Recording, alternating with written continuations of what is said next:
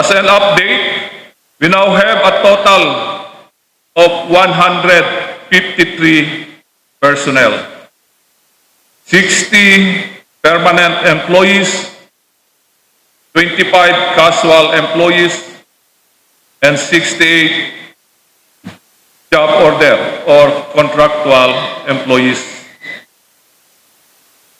With this number of employees, we hope to serve you as the best as we can, and rest assured that we will continue doing so for the welfare of the whole community of our town, Pinili.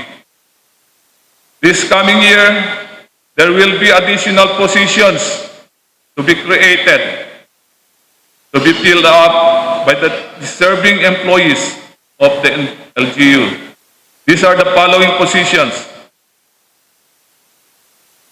Senior Labor and Employment Officer, Senior Environmental Management Specialist, 2 Local Disaster Risk Reduction Management Assistants, Youth Development Officer, and 1 Disability Affairs Officer. Under this program, new graduates who cannot land for a job immediately after graduation can apply to this program while waiting for better job opportunities, the GIP.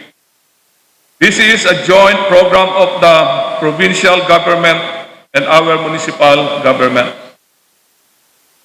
We have accommodated a total of 14 new graduates from various schools, 10 for the first batch for the months of March to September, and 4 for the second batch for the months of April to November. For 6 months, they report to the local government and work as employees with their corresponding salaries. Like I said, from PGIN and LGU Pinili, and for the information of everybody, some of these GIP beneficiaries were absorbed by the local government as job order employees, and eventually, with good performance, they can become full-fledged employees of the local government.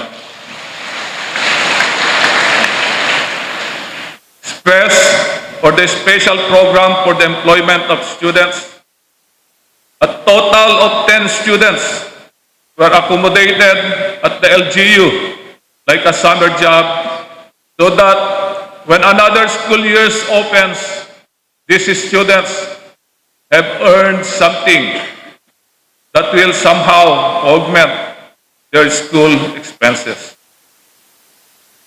Immersion program. This program of the local government is similar to the on-the-job training. Various schools will request for the accommodation of their students as part of the curriculum required by their school. These students were assigned to different departments and were trained for several days or hours as required by their school. Pinili Institute, 30 students. Pinili National School, 50 students. IGAMA, 37 students. ICA, 15 students. Northwestern University, 2 students. Data Center, 1. And St. John Fisher School, 1 student. Dole Assisted Livelihood Project. Aside from TUPAD, the Department of Labor and Employment have provided livelihood projects to our constituents in the form of sari-sari store with 4 beneficiaries, cattle raising for 16 families of Lumbaan loom weavers, and health. Our municipal health office headed by Dr. Agnes Carpio Barlahan, has provided our townmates with these services. Oral polio vaccine supplemental immunization activity, which covered children ages 24 to 59 months. Pinili has achieved a coverage rate of 96% with a target of at least 95. So, nasubrahan tayo pa ako. Dahil tayo pikinagagat, ito health officer tayo ako. With an allocation of 2 million pesos for medicines, a total number of 5,350 patients were given medicines during consultations at our rural health unit. When ako, 500,000 pesos gumatgatang tayo, iti medicine ako para kadagiti kakailyan tayo. At no itikas na, at every quarter ako, so that in 1 year, 2 million pesos. Dahil tama itag nga libre para kadagiti kakailyan tayo, tapno isupay ako nga gat problema anda.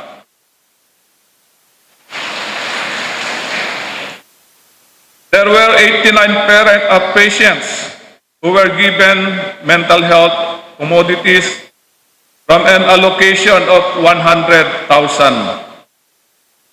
There were 500 senior citizens who were vaccinated with flu and pneumonia from an allocation of 200,000.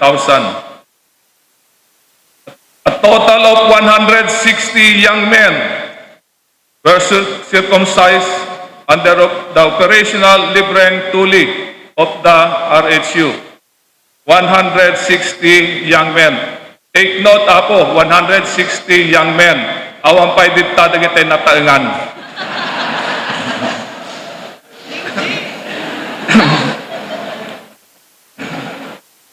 $210 trays of egg were given to pregnant women under the maternal and child health and nutrition program. The Department of Health issued Administrative Order number 2010-0021 for the sustainable sanitation as a national policy and national priority program of the DOH. The 25 barangays of Pinili have been officially certified as zero open defecation, which was validated by the Provincial Health Office.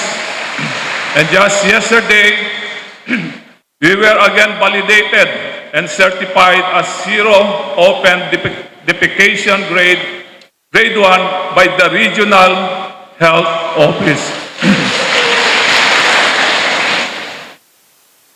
There are only few of the services of our Municipal Health Office, and our personnel are continuously rendering overtime to cater to the needs of our townspeople.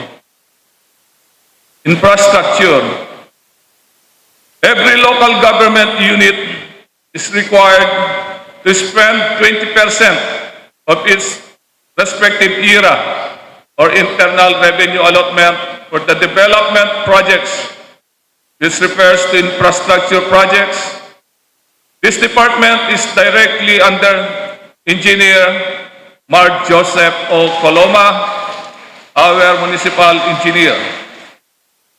The following are the infrastructure projects of our administration and their present status.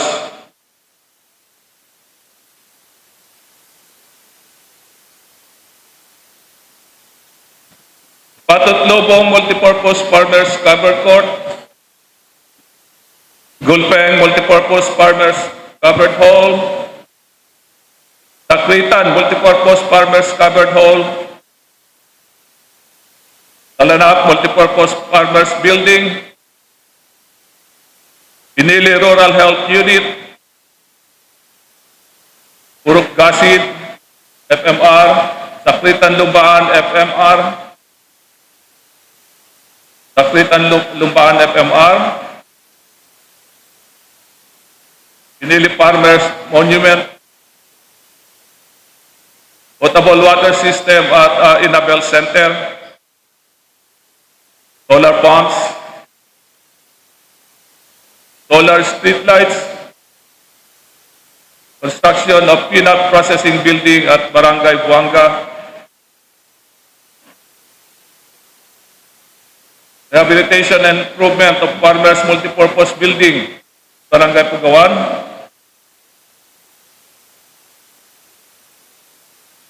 dagita apo, dagitay sumagaysa, dagiti adu nga proyekto, iti agdama nga administrasyon.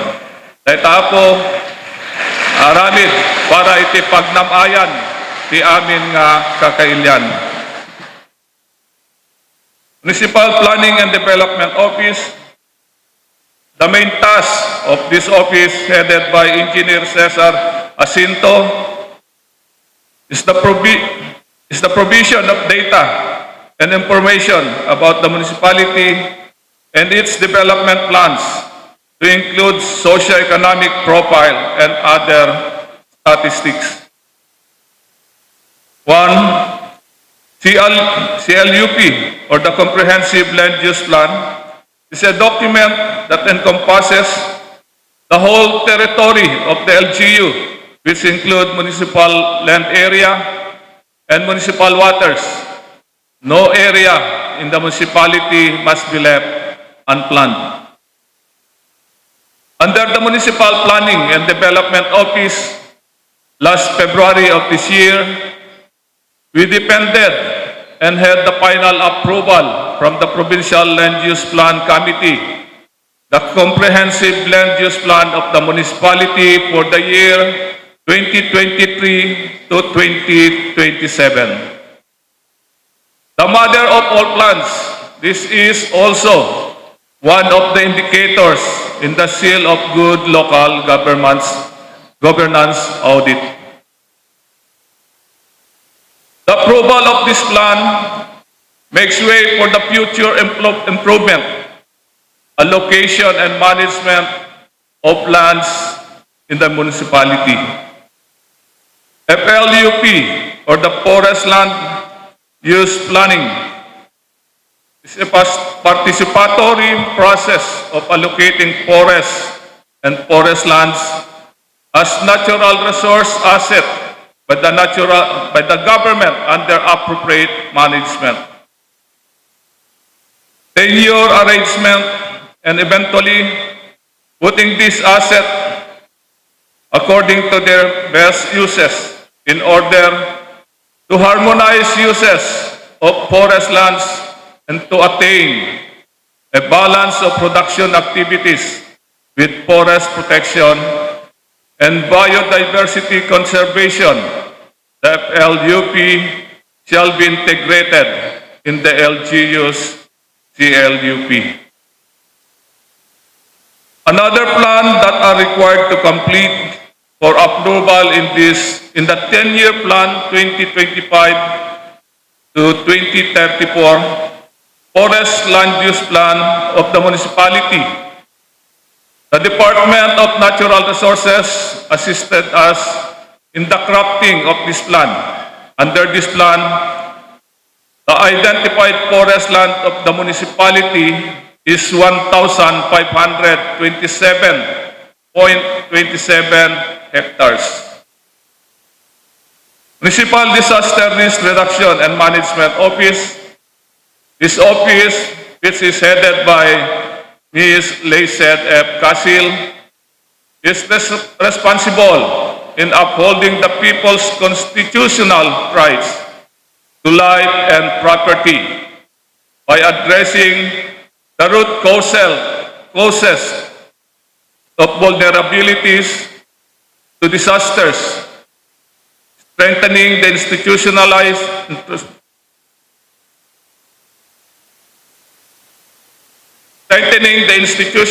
capacity for DRRM and building the resilience of community to disasters including climate change impacts.